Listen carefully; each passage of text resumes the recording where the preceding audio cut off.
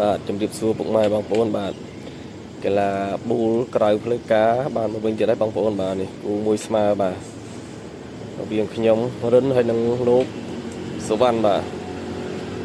គឺខ្ញុំចូលមុនគូនេះលោកឆោមសុវណ្ណចូលក្រោយចូលមួយបានស៊ីបាទស៊ីមួយហើយឆោមសុវណ្ណចូលមកគ្រាប់ទៀត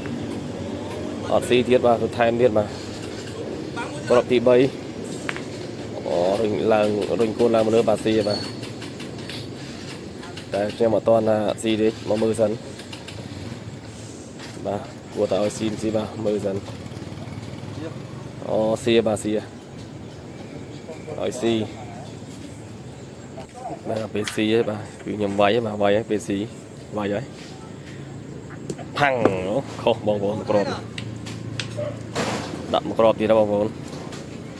ហែត្រូវបាទត្រូវតិចបាទទៀតដែរបងប្អូនត្រូវប៉ុណ្ណឹងក៏បានដែរអត់ត្រូវចាំលោកឆោមសវណ្ណបាទគាត់វាយឬគាត់ចូលបាទអូគាត់ចូលបងប្អូនចូល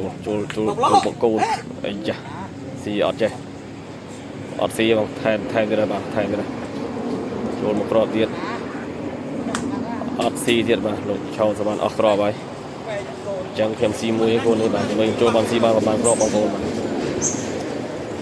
ស៊ីមួយហើយស៊ី2បងប្អូនស៊ី2បាទចូលបន្តទៀតបាទ